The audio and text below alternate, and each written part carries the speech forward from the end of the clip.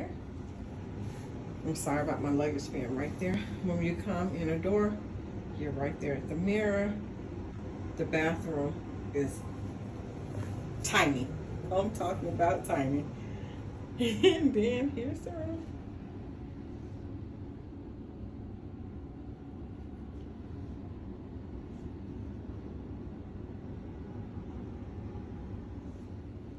We're in a king size. We're in room 226.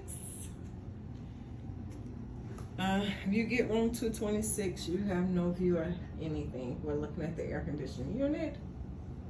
And you have a chair and a table. The Doubletree Hotel by Hilton, room 226.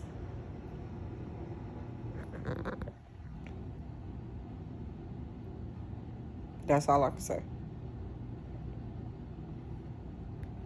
One more glance.